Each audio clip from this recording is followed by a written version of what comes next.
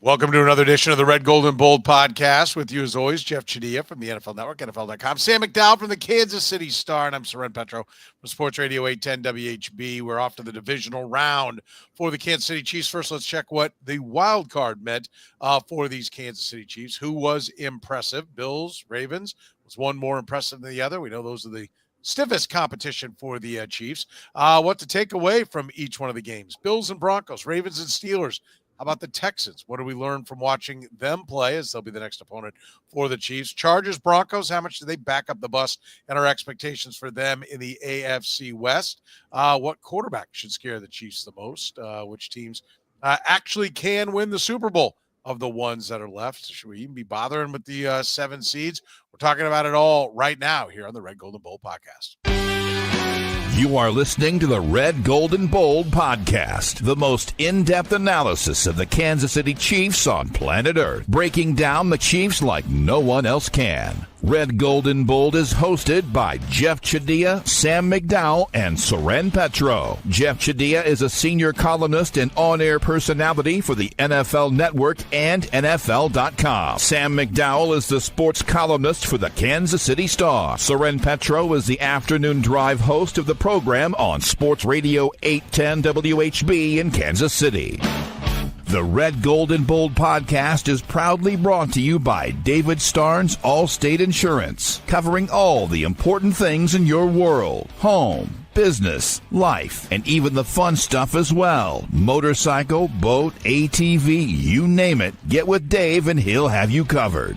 You can give Dave and his crew a call, visit them online, or stop into any of their locations, including North Kansas City, Liberty, and Branson, Missouri. Elevate your coverage, elevate your confidence, and drive worry-free. Don't put those insurance needs off any longer. Get with Dave. He'll give you peace of mind today for the things in your life most important to you.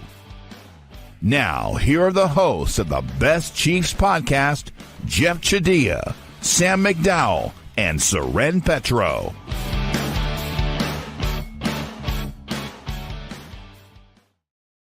All right, thank you very much, Curtis. We do appreciate it. Off and running here on the Red, Gold, and Bold podcast, and let's dive right into it, fellas. We now know the opponent for the Chiefs. First, let's take maybe a little stock in what happened over the weekends. Jeff, what jumped at you? Who impressed over this wild card weekend? And anything in particular stand out to you? Well, the Bills impressed. Obviously, the Ravens impressed. We'll get to that topic in a second.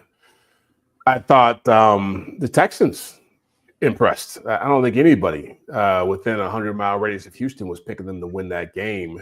And if they did, they weren't picking them to win the way they won that game.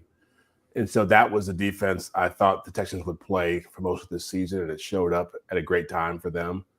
But yeah, I think everybody in the AFC really did an impressive job. The NFC was a little different story. The Rams obviously paying tribute to their city and all that. But I thought Josh Allen, Lamar Jackson, and the Texans defense all stood out to me. Okay. Sam, what jumped at you?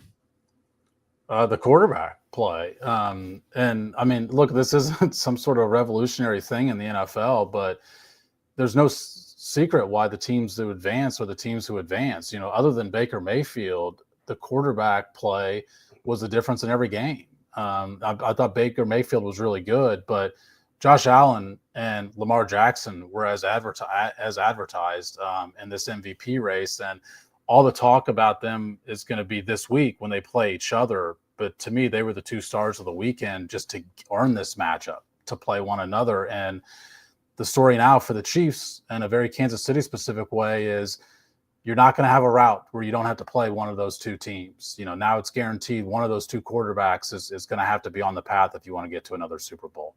Yeah. I thought, the Texans were impressive, but and we'll get to them in a minute.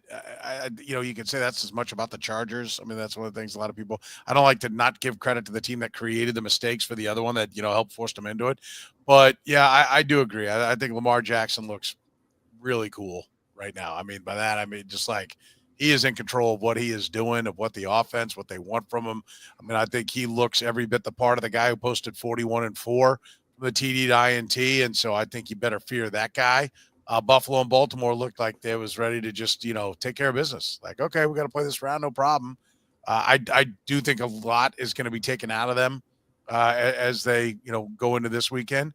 I thought the Rams looked impressive. I think, when you dig in, I talked about this a little bit today, and look at what they've done. We've mentioned several years ago, Jeff, when we used to do Two Deep, about how their cap was supposed to cave in on them. And they were going to get their one championship, and that was it. They weren't going to be heard from again because they were going to be digging out of that. And what they've done is amazing. Like they have not – do you know the last time that they had 7 picks or less in the draft? In other words, the picks, the quantity of picks you're given. Yeah. You know the last draft that they had only 7 picks or less? I can't remember. 2016. Wow.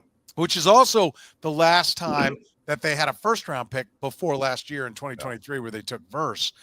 They've had 14 picks, 12 picks, 8 picks, 8 picks, 8 picks, always extra picks.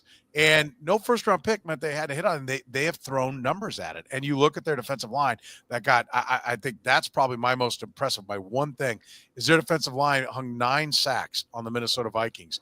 They did it with 4 guys that they've drafted in the last 2 drafts. On a first-round pick, but 19, not 3 or 4. Not Khalil Mack, Derek Thomas, not somebody that the entire world knew. This guy's a hellraiser.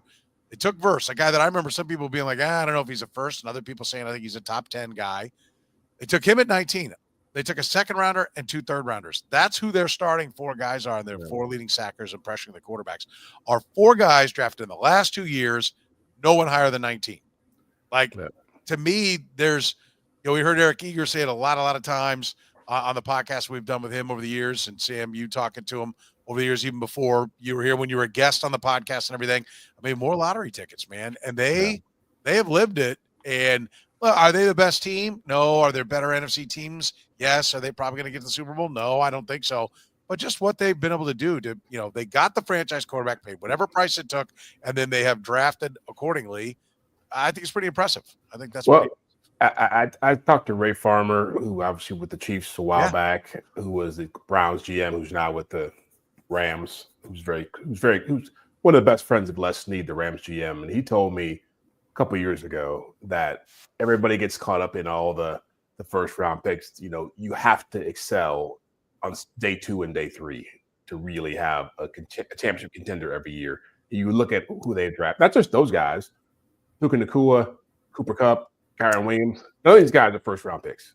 And so they really – and look at Brad Holmes, who was with the Rams, who now is the Lions GM, Amon-Ra St. Brown. You look at Sam Laporta. You look at some of the guys they've taken, Kerry Joseph. These guys are not big-name guys coming in, but they perform. And that's drafting well, and day 2 and day 3 gets you a long way in this league. But I want to be clear. Puka Nacua was one of 4 fifth-round picks that year. Yeah.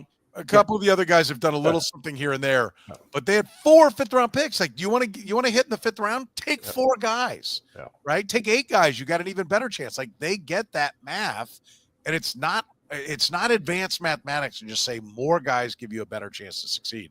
And they've employed that. I mean, I think it's one of the big stories because the Rams have been kind of snickered at. Jeff, they don't send everybody to the combine. They do that differently. They've done some things that aren't your traditional. The dip in the mouth, spitting in the cup, watching the film type of stuff that a lot of the old school football guys are. So I think it's interesting to see when they succeed that they're doing it a different way. All right, Bills or Ravens. What do we think? I mean, we still believe these are the biggest threats for the team. Sam, do you agree? And what'd you take away from the 2 of them, and how which one was more impressive? Yeah, absolutely. The 2 biggest threats. But I mentioned the quarterback play earlier for Lamar Jackson and Josh Allen. I think you also have to look at the circumstances that prompted that great quarterback play. I mean, their offensive lines were dominant in the game. And by the way, they were both playing against really good defensive lines. Like the Broncos led the league in sacks. I mean, the Steelers obviously have 2 great edge rushers. Now, TJ Watt really fell off over the last 5 games during the Pittsburgh 5-game losing streak. But still, like those are good defensive lines, and those 2 teams just dominated up front. And one of those 2 teams, like I said, if the Chiefs advance, is going to be coming into Kansas City, and that's going to be at the top of our list for that week's show, is how are the Chiefs going to create pressure? How are they going to stop the run against these two dominant offensive lines? Because, look, the Ravens at one point ran the ball all 13 plays of a scoring drive.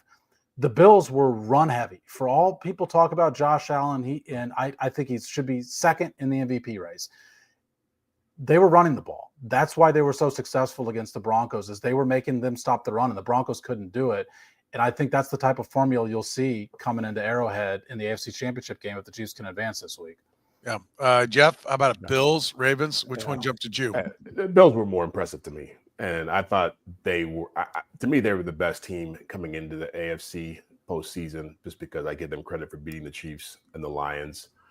And they played that way. I thought that game would be a lot closer given Denver's defense. And they scored a touchdown, and that was the end of the game. Like after that, the Bills took the ball and said, we're going to play with this, and you can have it back a couple times. But they had 41 minutes time of possession. And Sam is exactly right. People underestimate how physical the Bills have become as a football team. Their offensive line gave up 14 sacks this year. They ran for 200 yards against the Broncos. Josh Allen had like 70 yards passing in the first half.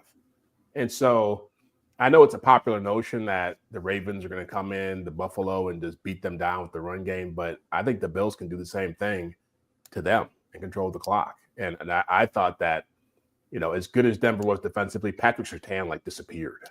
And that to me is hard to do. So I think the Bills were the more impressive team. Yeah, I thought I'll take the Ravens as the more impressive team. I mean, I know Pittsburgh was sputtering down the stretch, but to me, they took them apart.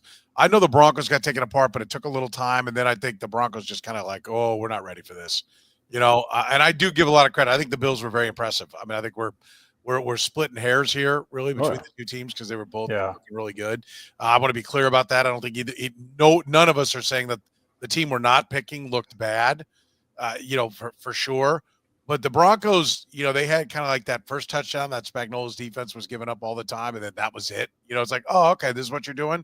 All right, we'll tweak this, and now we're going to shut you down. The Bills were great like that. I guess I was just more blown away. I thought Lamar Jackson was surgical and not just athletic and not just running the scheme. I thought he and Derrick Henry, he knew when to pull it, when to stick it in there, and they were just walking away. That play's coming. It's coming. And they were, Derrick Henry was 5 yards across the line of scrimmage. Speaking of Sam's point about the offensive line play as well, but Derrick Henry a lot of times was 5 yards across the line of scrimmage. And Lamar Jackson, they're going back and finding high school tape of him just stopping and playing with guys at the goal line and stuff like that, because that's what he was doing. Just let me scamper over here out of the out of bounds. I thought their run game was really, really impressive. They're always really good running the ball, but a lot of times, sometimes it's just grit, toughness, determination. It was cerebral, surgical, precision. Not just physically beating somebody as well. So, but then again, I picked the Ravens. You picked the Bills, right? As we talked about biggest threats, we're kind of just backing up. Yeah, sticking with. But they were right. They both were phenomenal. They both played great. Yeah, it was a statement game by both teams in the right way, which is to say, we are both ready to make a run at this, and that we are going to be very physical. I think both teams said, our quarterbacks are going to be running the football throughout the postseason. Get ready for it. Yeah. It's that time of year. We're always brought to you here on the Red, Gold, and Bold by our friends at David Starnes Allstate Insurance. David Starnes Allstate Insurance, serving the Kansas City area and all throughout the Midwest. With David Starnes Allstate, it's not just about fender benders. Beyond traditional safeguards, enjoy perks like roadside assistance for unexpected breakdowns, transportation expense coverage when your car is in the shop, auto replacement protection to keep you on the road in style, and much more. You can give Dave and his crew a call at 816-781-7331. Visit them online or stop into any of their locations, including North Kansas City, Liberty, and Branson, Missouri. David Starnes, Allstate Insurance. Gann Asphalt and Concrete, proudly serving the greater Kansas City area. Nationally recognized, full-service paving and pavement maintenance contractor. Parking lot problems? They've been making them disappear in KC since 1994. Don't risk accidents and liability in your parking lot. Get your lot restriped today. A brightly striped lot will cut down on accidents and keep your lot as safe as possible.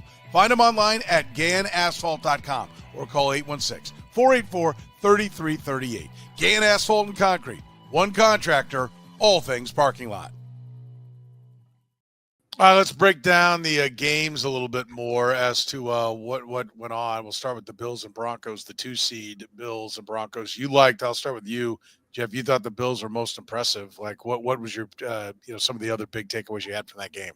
Well, I think it's always impressive when a team obviously has a superstar quarterback, but they realize we don't have to rely on him to do everything for us. And that game, as you said, the Broncos started fast. And the Bills were trying to figure out, okay, how do we want to play this? And they just said, we're going to run James Cook. And we're going to run him all day. They had 96 yards of rushing yards on first downs. That tells you, like, okay, we can just turn to this phase of our offense and be just as dominant. And I mentioned their offensive line. They lead the league in using extra linemen in plays. And so that's a big part of what they do. I think at number 70 is the guy they always bring in. And even set their season high in that game. Yeah. And so that's an underrated part of their offense that I think gives Josh Allen tremendous confidence. And when you think about it, they use everybody. He threw a fourth down touchdown pass to a third string running back who made a great catch. Ty Johnson did, but it was just like that willingness to use all parts of your offense is what makes them really scary. Again, I thought that it was. The Ravens were exceptional in what they did, but to me, the Bills can create more problems because I trust their quarterback better in high-pressure moments, and they have more weapons to utilize. Yeah. I don't know that pass, like, it worked, but I don't know that anybody was loving it, right? 4th and 1 to be slinging it in there, but it does speak to just like the fourth down against the Chiefs to seal it. I mean, I don't think that was the plan. But it just speaks to how dangerous, Josh Allen is. And that, even though he lost Stephon Diggs, even though he lost Gabe Davis, he still has plenty of weapons to beat you. I agree. It was an impressive play. Again, I don't know that it's how they looked on the blackboard when they drew it up, but, it worked. Yeah. And that guy had a big game against the Lions. He was a big part of their offense against the Lions. I think he had like a couple catches for like 90 yards in the first half of that game. So that's tough on a defense when you're willing to say this guy who's not a primetime player can be a feature part of our offense at any moment. Yeah, for sure. What jumped at you in that one, Sam? Well, I mean, look, I agree with everything Jeff said. And I thought we'd talk a lot about the Bills, so I'm going to just take it from the Broncos' perspective a little bit. I was stunned by their game plan. I think everything that we talked about last year as far as the Ravens not running the ball against the Chiefs and how the game plan failures factored into that result, I think Denver should be having that exact same conversation, but for the opposite reason. I mean, they decided that their game plan was going to be to run the ball against the Bills defense that is good against the run and really bad against the pass. And by the way, the Broncos have more success on drop back plays. Now, some of that winds up being runs because Bo Nix is good with his feet, but they're drop back plays. And the Broncos, because I looked this up this morning, they decided on first downs that they only passed the ball 45% of the time. They were going to be a run-first team primarily on first and second down in that game. And that through the first three quarters, it was even more egregious before the game was out of hand. And to me, the key possession of the game was when they got down 2 scores in the third quarter. They came out and ran the ball for 3 yards. On 2nd and 7, they came out and ran the ball for 1 yard. Then they got a false start to make it 3rd and 11. Like, they did not put a rookie quarterback in very good position to succeed. And it's also just not what they do well. And it's not exploiting what the Bills did not do well. And I think Sean Payton's a great coach, but I think he had a bad game plan going into this game. And I don't think that the Broncos would have won otherwise, but I just did not think they put themselves in the best position to win a game. Yeah. So was the domination then more about the Broncos or more about the Bills, Sam? Well, I think Broncos offense versus Bills defense, I thought it was more about the Broncos because the Bills lead the league in stuff percentage as far as rushes. Like, they had the 4th EPA per play on running defense. They're 24th against the pass. So it confuses me. But everything else, as far as the Bills' dominance of the offensive line and all that stuff, to me, that's all the Bills. I mean, look, the Broncos play the most man defense in the NFL. The Bills kill man defense. Like, this was always going to be a bit of a tough matchup for the Broncos. The Bills are a tough matchup for everyone. The Broncos clearly had a game plan, I thought, defensively, to stay in their running lanes because they looked afraid to even rush after Josh Allen, afraid of the consequences for what if we get around the edge, if we get out of our zones. And look, the Chiefs don't rush that way. Chris Jones definitely doesn't rush that way. I wonder if Chris Jones is going to be watching that game saying, see, I better just go after him and try and get him because this part of the game plan doesn't work either. Yeah, I like this, by the way. Tyler said it's almost like they were scared what would happen to Bo Nix against the Buffalo totally agree. Bills. I agree totally. That they went in and said, we're going to have to run the ball. If we don't run the ball, we can't win. Right? The worst thing that we heard all day was when Sean Payton at halftime said the key to the second half would be winning time of possession. And I thought that is not the battle you want to get into with the Buffalo Bills. Yeah, no, I agree.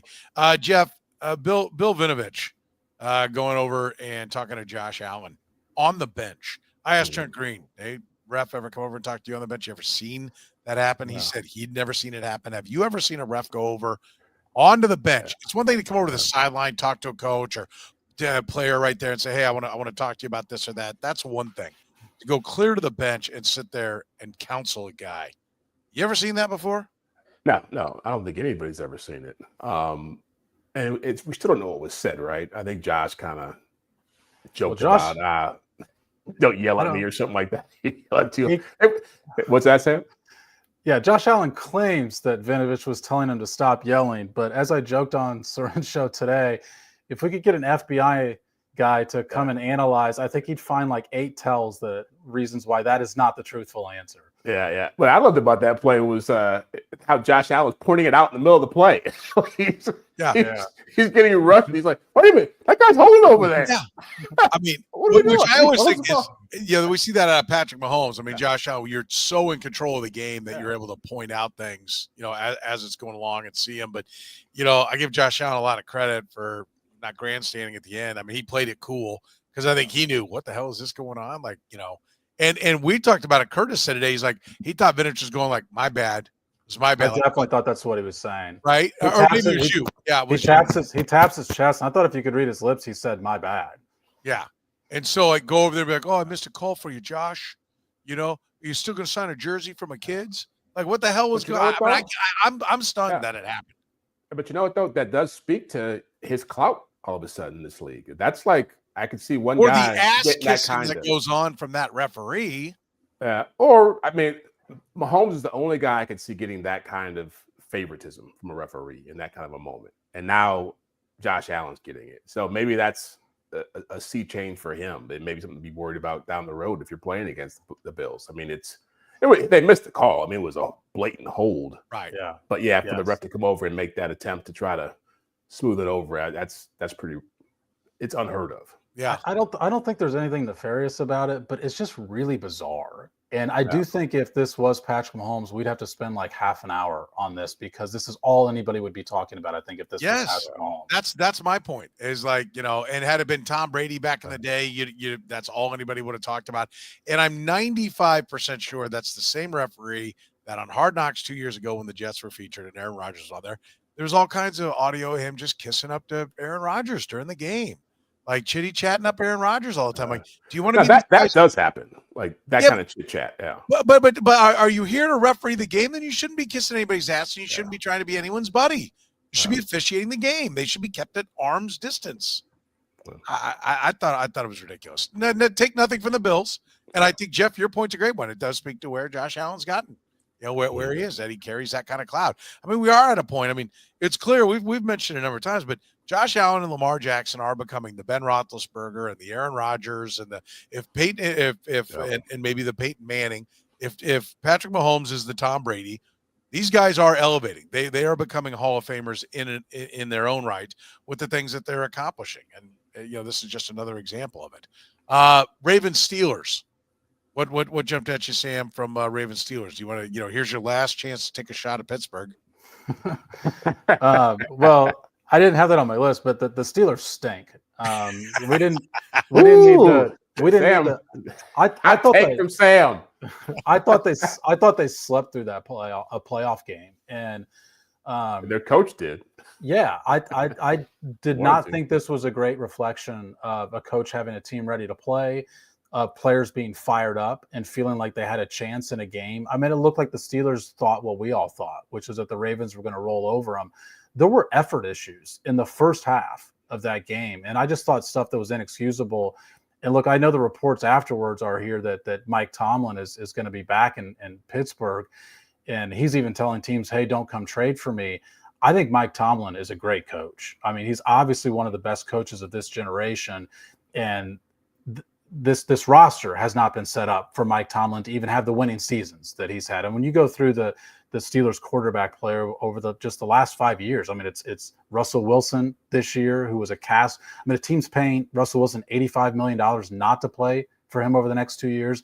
2 years of Kenny Pickett before that, 38 and then 39-year-old Ben Roethlisberger.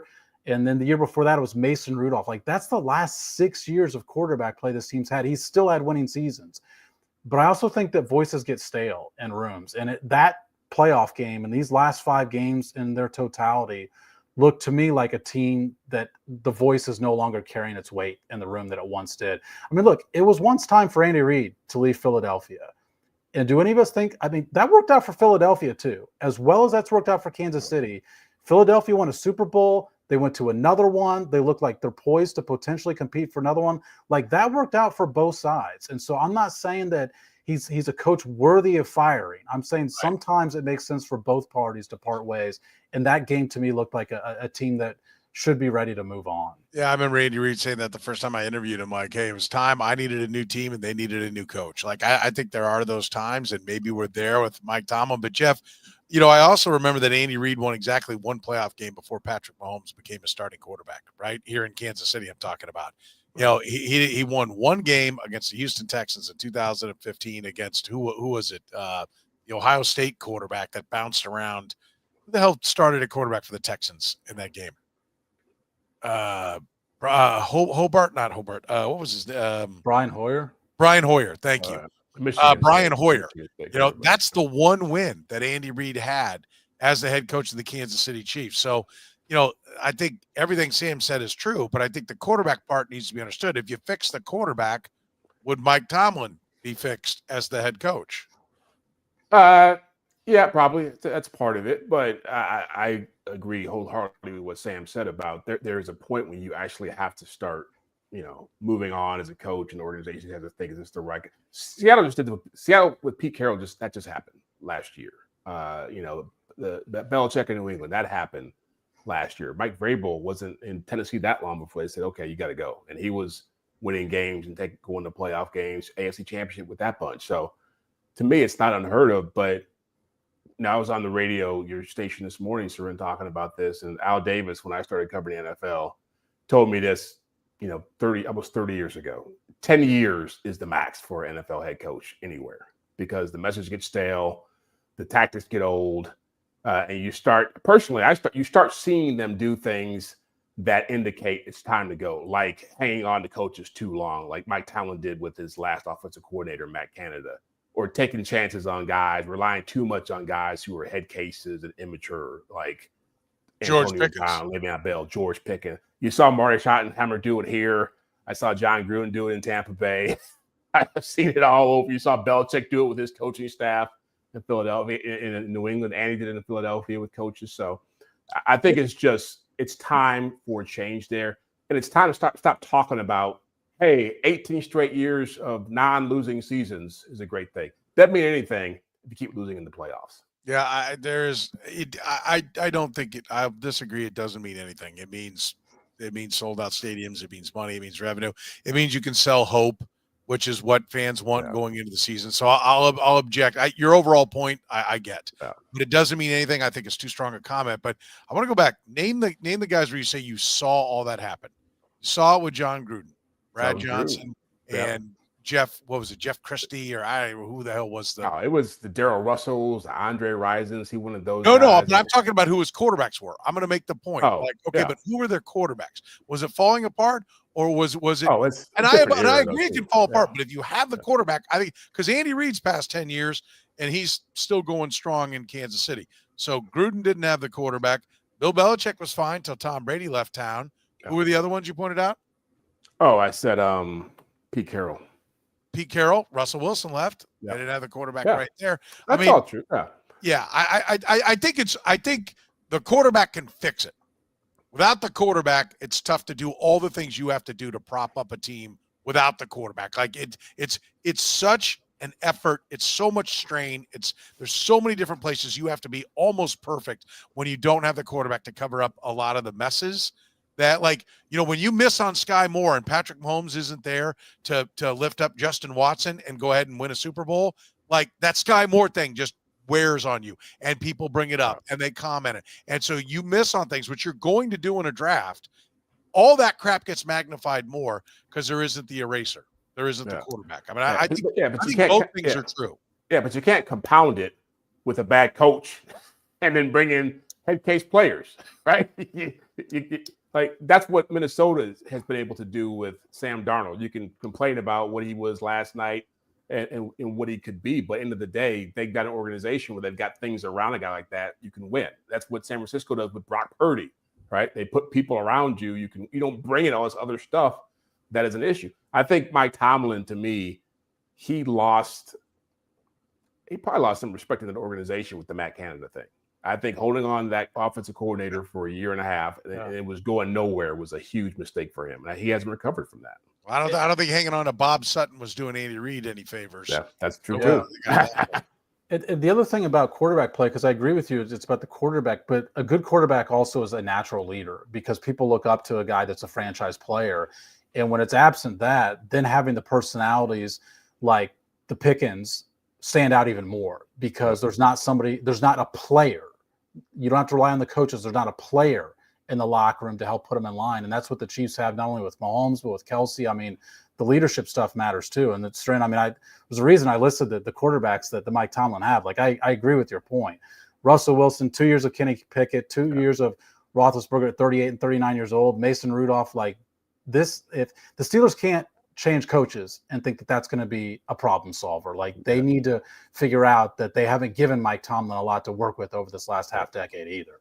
Yeah, for sure. No doubt about it. Listen, you can always support the Red, Gold, and Bold podcast by supporting our great sponsors like Key Cannabis and Whataburger.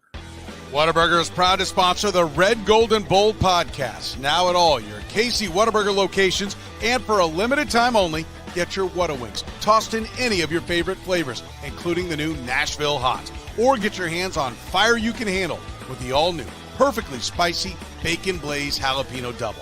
Get a kick this football season with these great new limited-time Whataburger favorites. Stop by any of the Kansas City Whataburger locations today. Whataburger's open 24 hours a day.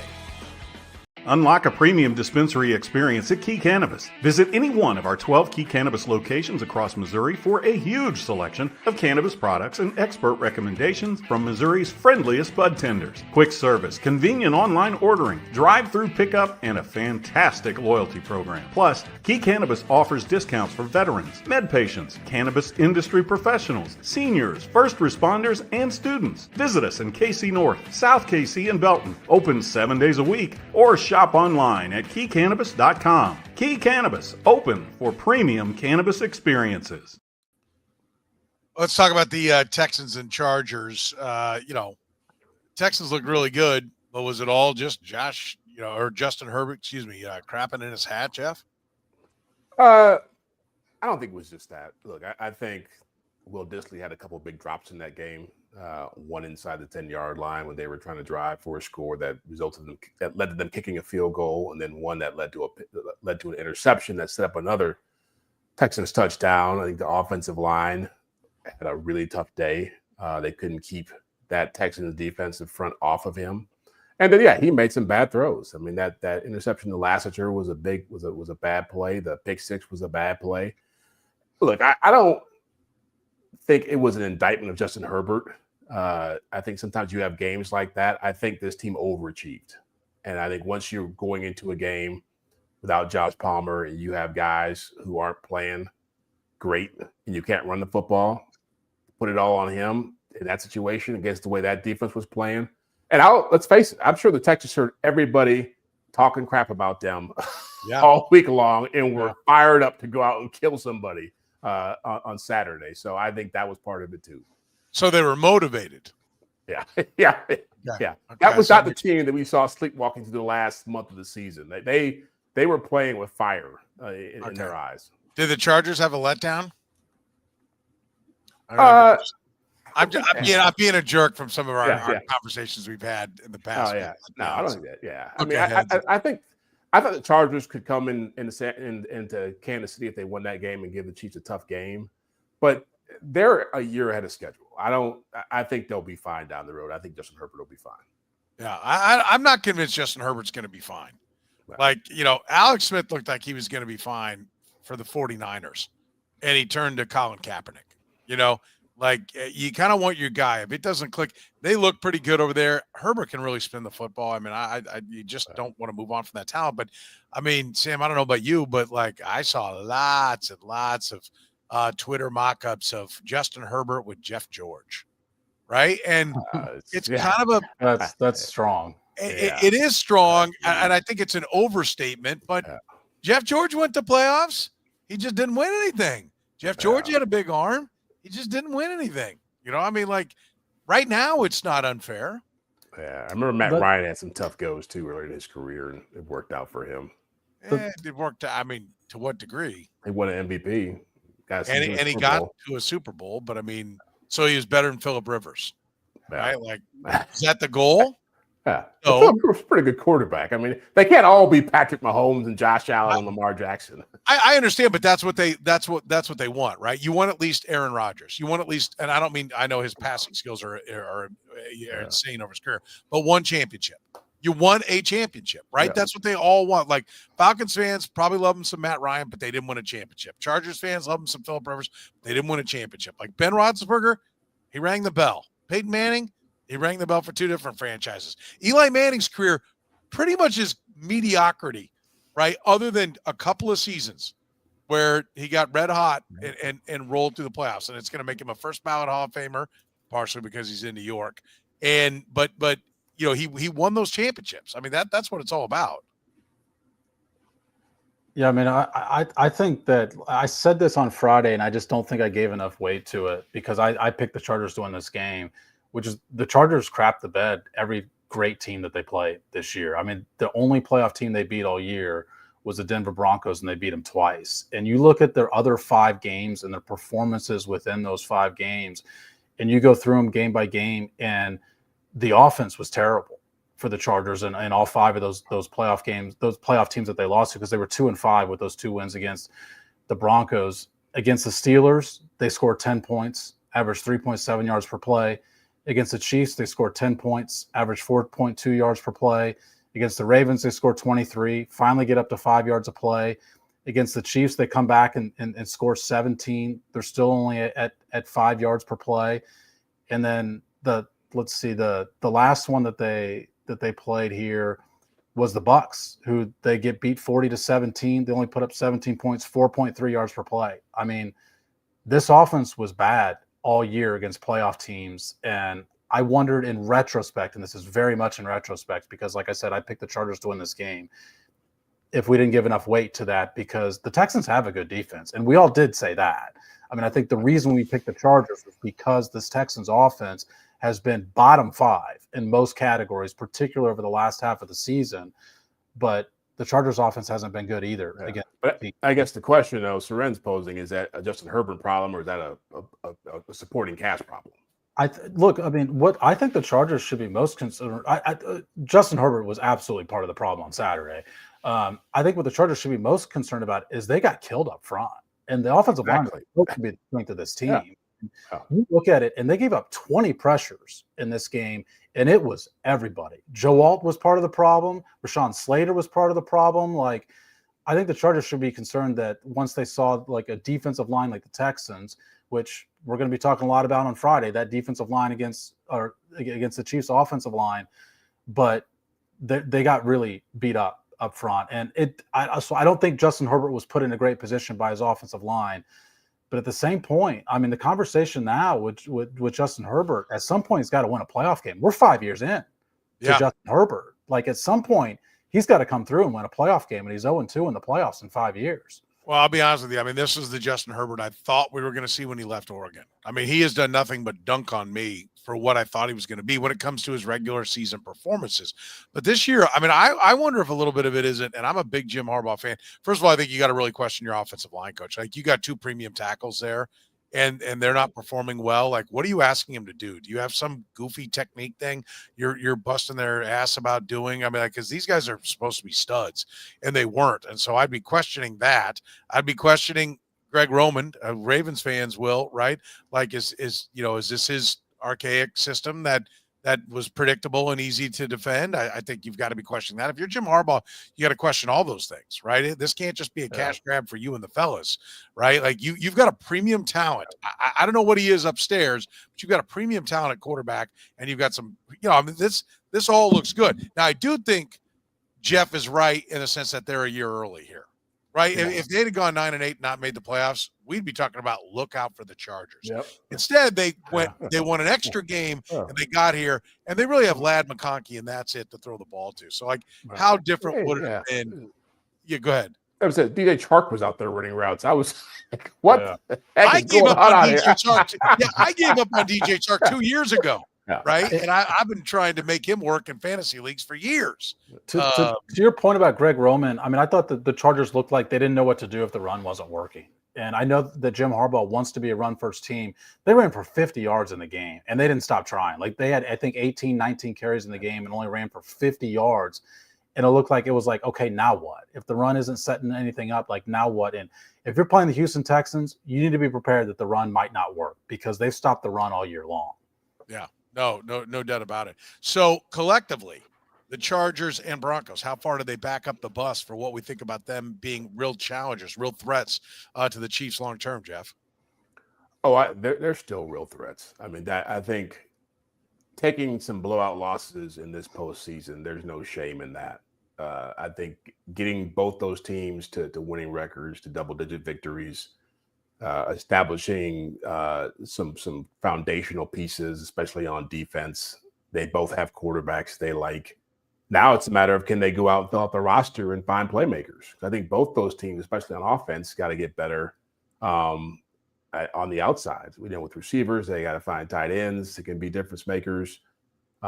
Maybe a few more. It's for the Broncos, more stability in the run game as far as running backs. Can the Chargers rely on J.K. Dobbins? They need somebody else in there. They're both going to have money in the coming years. Chargers a little bit less because of Herbert's contract, but I think that if you're both those franchises, you have to feel way better than you felt in the last 5 or 6 years about what you can do in this division now. The top 6 points allowed defenses: 1, Chargers out; 3, Broncos out; 4, Vikings out; 5 Vikings out; 6 Packers out. Now, and the Chiefs didn't even play, so it's not even like 1 and it's not even 2 and 4. 2 and 4, Eagles and Chiefs. Eagles won, Chiefs didn't play. Lions didn't play. They're 7, by the way. Steelers 8 out. So the top 8 teams went 1 and 5 on the opening weekend. Two buys, and they went 1 and 5. I mean, so I think it does. I'm supporting what you're saying, Jeff. Defense means nothing, Jeff. That's his point. No, that's not my point. Yeah. You have to be good everywhere. Quarterback play. Yeah. I think some weapons and those kind of things. I mean, I think it's a good point. I mean, I think all the defenses are tough. You watch playoff game after playoff game, and you know what you see? You usually see the team that wins. They don't stop running the ball. They don't run it more than they throw it, but they don't stop running it. They force you to play defense. They usually aren't very effective running it because they're playing a good defensive team. I mean, I don't know how many times the Patriots were like 22 for 58 or 22 for 65 yards or something like that, but he keeps handing it off, but then they convert 3rd and 8. They convert 3rd and 7. Like, you have to be able to convert those. And that takes some weapons, and it takes good quarterback play, and it takes some scheming, right? And so you've got to be pretty good on offense, I think, to make it happen. I do back up the bus on the Chargers, and I may regret this because I've been very bullish. I'm a big Jim Harbaugh fan as a coach, and I think even I like his quirky style and all that as a guy, and I think he's a family guy and all that. So, I like that part of the equation, and I've enjoyed it. I interviewed Sean Payton at the American Century Championship and got to stand around and chat with him at the driving range there, and I really enjoyed that. So I like both guys. I think they're both really good coaches. But I think the performance of Herbert, this is, Bo Nix, first go around, hey, not pretty good shot, kid. But Justin Herbert, you've been there a little while. I mean, you're getting paid the big bucks. It's time for you to make some of those plays. So I will back it up a little bit on the Chargers, right? I think you have to. Yeah, I mean, I think that the part of the equation, the reason that I don't is because both of these teams are actually a year early, I think. Yeah. I mean, Denver ate $85 million against the cap to get rid of Russell Wilson. He still, I think, was occupying 20% of their cap this year. Sure. Right. And he's going to occupy a lot of it next year. And then the Chargers are in a similar situation where they got rid of a lot of their big money. Keenan Allen, Mike Williams are gone. Their salary cap is in a good position. But I think based on the totality of the Chargers season, like I said, going 2-5 against playoff teams, your only 2 wins are a one and done number 7 seed. It's clear they've got work to do. And I don't think that you can look at the Chargers next year and just bank on them having the number 1 scoring defense. And to me, there's a little bit of a 2018 feeling to me. I mean, the Chiefs get back to the Super Bowl after losing to that Patriots in 2018, and all their plans were to be ready for 2019 because that's when they're going to have money to sign free agents. Doesn't mean you can't win the year that you're a year early. And when you've got the number 1 scoring defense, I think the Chargers missed an opportunity this year that even if they might have this money to spend next year, they might be saying, wow, that was an opportunity that we didn't capitalize on. I think that's fair. I want to be clear, though. I'm not backing up the bus on the Broncos. Yeah, I know. Yeah. Just you don't think the Chargers are going to be good? I do think the Chargers are going to be good, but there's a difference between being good and being a championship team. I think Justin Herbert, you've got to have big questions about Justin Herbert right now. And that's why I think everyone in, the handful of Charger fans there are going to be questioning some things. That's why I think Jim Harbaugh, it's kind of weird that after 1 year, you got to be going do I have the right OC? Right? Like this is, again, if he was 9-8 and didn't crap in his hat at the end, we'd be like, okay, let's see what they do in year 2. So they are a little bit of a victim of their own success. I do think that's reality. I do think that they're going to get some more skill position players. I think they're going to have to flush some defensive money, right? Because that's one of my points. The defense wasn't able to do enough. Now, Herbert kept putting him in bad situations, but I do think you have to just, I don't think they're crap. Backing up, I've been very bullish that the Chargers are going to be the real threat. And let's also keep in mind, they played the Texans, a team that they were supposed to beat. They were favored. Yes. And the Broncos' performance was against the Bills, a team that we all agree is a wrecking ball. Yeah. So, and I think we're all saying the same thing in a different direction. I'm not putting as much of an onus on Herbert for their lack of offensive firepower in that game. Yeah, could he have made some plays and changed the outcome? Possibly, but got to drop passes. He was just right in the hands of the 10-yard line. He dropped it. The defensive backs didn't. Yeah. He did throw 4 to the other team. Yeah, but that game turned on 2 or 3 plays. Derwin James not getting an interception. That pick 6, the Stingley interception was big when Disley dropped it. I mean, again, I'm not absolving Herbert of anything here. I'm just saying that if you watch the first, they probably should have been up 14-0 after the way that game started. And they weren't. And I knew once there was 6-0, it was going to be a problem for them. Let's talk about the quarterbacks. Let's talk about how many of these teams can actually win after you hear from our friends at Gann Asphalt and Concrete and David Starnes Allstate Insurance. David Starnes Allstate Insurance. Elevate your coverage, elevate your confidence, and drive worry-free. Covering all the important things in your world. Home, business, life, and even the fun stuff, as well as your motorcycle, boat, ATV, and you name it. Get with Dave, and he'll get you covered. You can give Dave and his crew a call at 816-781-7331. Visit them online or stop into any of their locations, North Kansas City, Liberty, and Branson, Missouri. Don't put those insurance needs off any longer. Get with Dave today. He'll give you peace of mind for the things in your life most important to you. David Starnes, Allstate Insurance. Gann Asphalt and Concrete, proudly serving the greater Kansas City area. Nationally recognized full-service paving and pavement maintenance contractor. Locally owned and making parking lot problems disappear in Kansas City since 1994. Let Gann educate you about the most cost-effective way to solve your parking lot problems. Free consultations, no commissions, in-house crews. Every project comes with a written warranty. Gann Asphalt keeps your parking lot safer and helps you and your business avoid unnecessary delays and costly expenses. Find Gann online at GannAsphalt.com or call 816-484-3338. Gann Asphalt and Concrete. One contractor, all things parking lot. All right, let's talk about the quarterbacks. One of them impressed more than the other as far as you're concerned. I know you think Josh Allen is the guy. I think Lamar Jackson is the guy. Moving forward, though, that's what they did against lesser opponents. We're going to get to see him go head-to-head. And is there another one? Jalen Hurts' performance? Is there any of the quarterbacks that are jumping at you, Jeff, as like, okay, this is a guy that you can ride. He's hot, and he can take them all the way? No, it's just those two. I mean, it's just Josh and Lamar. And you say the guy, you mean the MVP or the guy to beat? Either way, MVP and or like who is there somebody that can get red hot and carry the team? I've said it before. Josh Allen to me is the MVP because when you watch that Ravens game, people act like Derrick Henry did nothing. He ran for almost 200 yards. He ran for almost 2,000 yards this season. That impacts how you play quarterback. Doesn't take anything away from Lamar.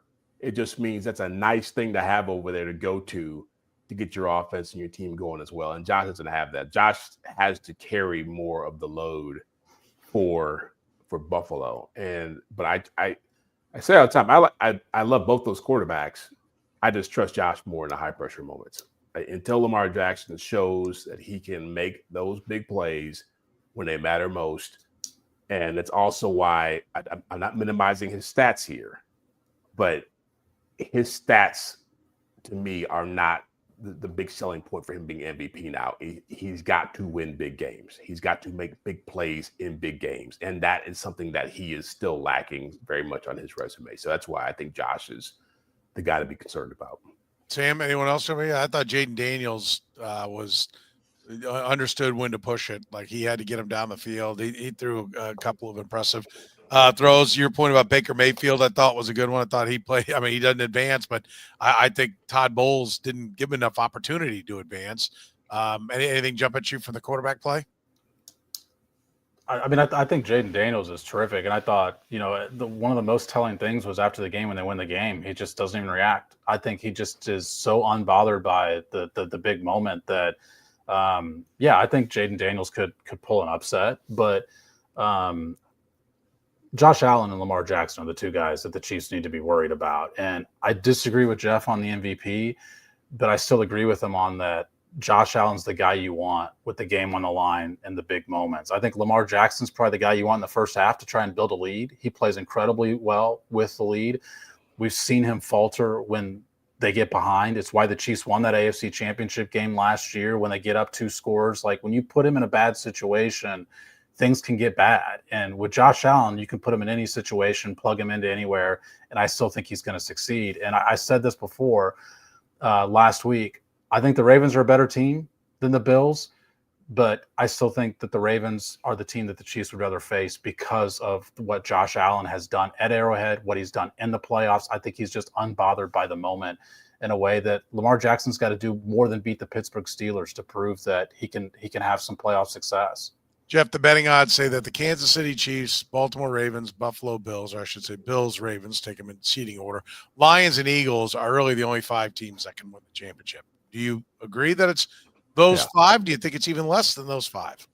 It's those 5. Those 5. I mean, obviously Detroit is the best. It has the best record in the NFC. I think the Eagles have the best talent in the league by far. I don't think it's even close. I think you look at up and down their roster, they've got a house of a team to deal with. And then I think the 3 best quarterbacks are in the AFC.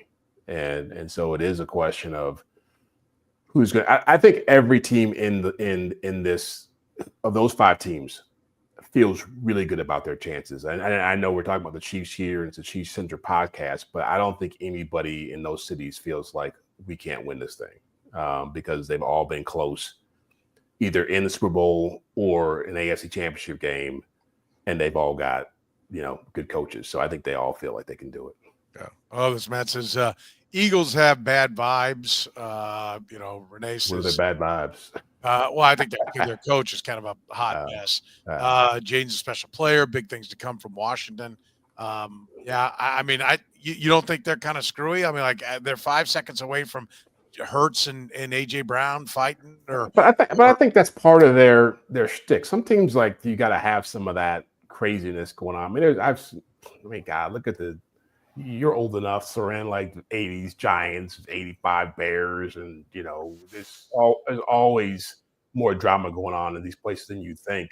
I just feel like Big Fangio coming in there and Saquon Barkley coming in there really took that team to a different level.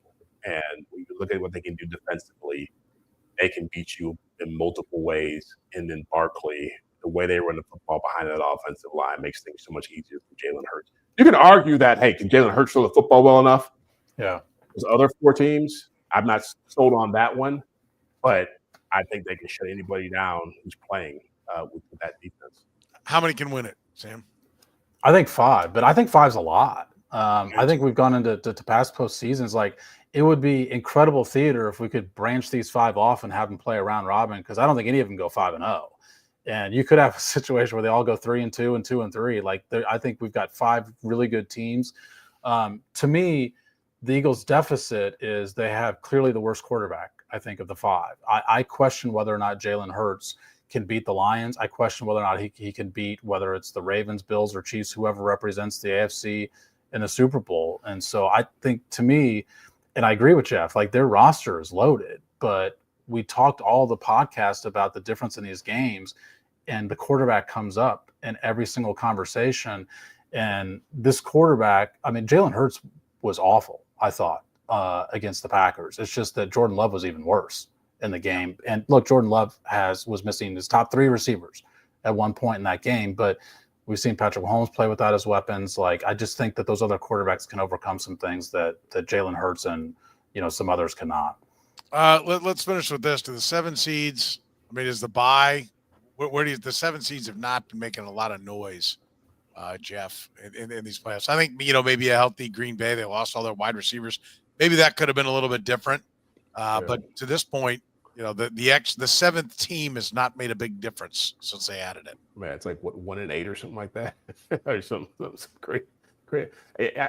As much as we talk about the bye, and it is important for rest and not having to play an extra game in the playoffs, I just think it's getting overrated based on how these first round games play out. You had 5 teams score 14 points or less in the wild card round who lost. And it feels like every year now there's a 7 seed that shows up that just does not belong and gets blasted, like Pittsburgh a couple of years, or Pittsburgh every year for a while now. It seems like in that seed of the Dolphins last year. And so, I think they're not going back to it because there's too much money involved in this, and they're making, doing killer ratings. But I just feel like the wild card weekend is becoming more and more of just a waste of time. Yeah. How about you, Sam? Well, yeah, I think 38 million people watched the Packers-Eagles game. So Jeff's right. Like, this isn't going anywhere. It doesn't even matter what the results were. Yeah. But, man, did we have a lot of bad football over the weekend. I mean, we had up until Sunday night's game, it was just, I was in a group text with my buddies just saying, well, after one game ended, all right, 15 more minutes. And all we got to do is wait 15 minutes for another bad football game coming up, because it was just repetitive over and over again. It was like, it is because of the seeding. I mean, it certainly makes a huge difference when you've got 2 playing 7 as opposed to a bye, because like those 2 games were awful. And look, but it's football. I'd rather watch bad football than watch pretty much anything else on TV. Yeah, I agree. Don't forget, we'll be breaking down the Chiefs and Texans on Friday. 10 a.m. on Friday is when we come to you live with the Red, Gold, and Bold podcast. And don't forget, you can help us by supporting our great sponsors. Sponsors like David Starnes, Allstate Insurance. Give Dave and his crew a call at 816-781-7331. Gann Asphalt and Concrete, Kansas City's best for more than 30 years. One contractor, all things parking lot. Find them online at GannAsphalt.com. Whataburger, you're watching games. Get out there and grab some of those Whata Wings. Toss in any of your favorite flavors, including the new Nashville Hot. I love the Nashville Hot. It's hot, but it's very flavorful. Get it? Whataburger open 24 hours. And our friends at Key Cannabis. Key Cannabis offers discounts for veterans, med patients, cannabis industry professionals, seniors, first responders, and students. Open 7 days a week, shop online at keycannabis.com. For Jeff Chadiha from the NFL Network, Sam McDowell from the Kansas City Star, I'm Soren Petro saying thank you very much for joining us here on the Red Gold and Bold podcast.